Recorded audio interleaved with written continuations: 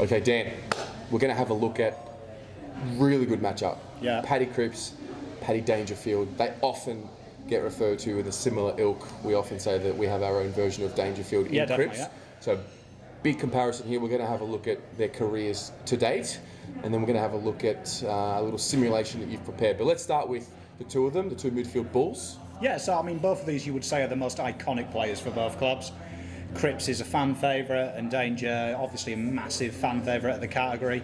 So let's have a look. Like, one thing that Cripps does do, which we do know, is he's a more contested player than Mr. Dangerfield. Dangerfield kind of skirts the packs and breaks them, where Cripps just smashes into them. Yep. And that's amplified by the stats such as the pressure acts, and definitely, like, obviously the clearances. Cripps is the leading clearance player in the comp.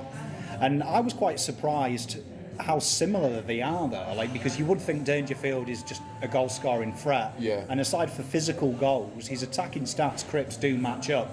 And that gives them a career TPI, so that's career from day one, Yep. of 11.57 for Cripps and a 12.52 for Dangerfield. So the goals kind of sneak Dangerfield into a higher bracket.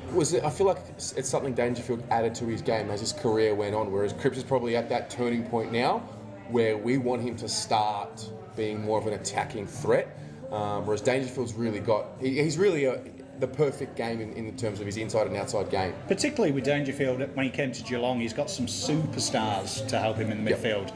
And you would say that Geelong, when he walked into there, you look at who he's got now, Mitch Duncan, Joel Selwood. Yeah. He's got some superstars in the comp, so that's something Cripps has never had the luxury of. And that's why, with the process of little magic of TPI... Okay, so what have we done here? TPI has taken 100 games and said that 100 games ago Geelong took Cripper. Okay. And 244 games ago Carlton took Dangerfield. What, so you've simulated Dangerfield and Cripps and you've put them in their respective clubs? Yep. Okay. So the simulator has matched the coaching structure. Yep.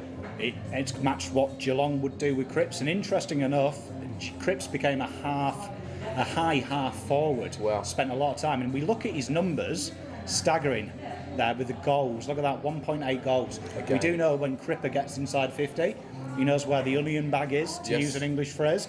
And we look at this there, you can see that Cripps would have had more impact for Geelong than Dangerfield has for Carlton. You see at Carlton, he's actually got worse. Yep. Interesting.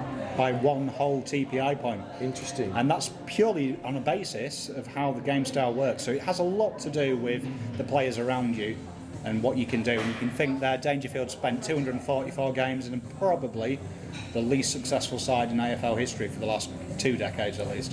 Fascinating. Well, there you go. Great discussion point. As Carlton fans, are you satisfied with where Cripps sits in the ranking against Dangerfield? I personally feel like he's right there. And I think in the next couple of years he's going to overtake Dangerfield. Let us know what you think